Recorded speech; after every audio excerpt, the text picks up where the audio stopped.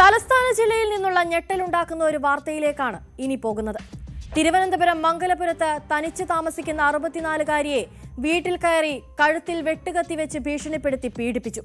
കഴിഞ്ഞ ദിവസം രാത്രിയിലാണ് സംഭവം. പ്രതിക്കായി പോലീസ് അന്വേഷണം ഊർജിതമാക്കി. ഇയാൾ നിരവധി ക്രിമിനൽ കേസുകളിലെ പ്രതിയാണെന്ന് പോലീസ് പറഞ്ഞു.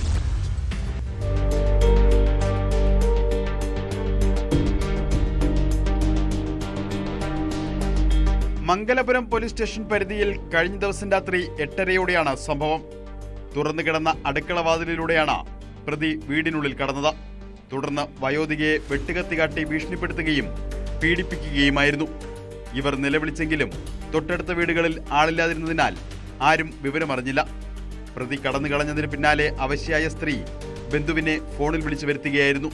തുടർന്ന് ഇവരെ ആശുപത്രിയിലേക്ക് മാറ്റി.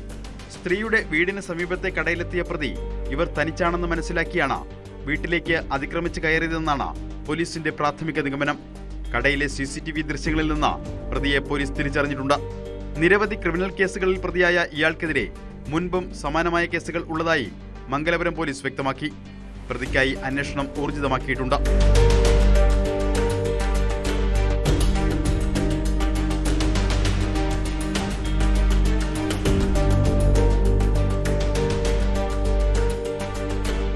ന്യൂസ് 18 കഴക്കൂട്ടം. കൂടുതൽ വാർത്തകൾക്ക് news 18 Keralam YouTube channel subscribe ചെയ്യുക.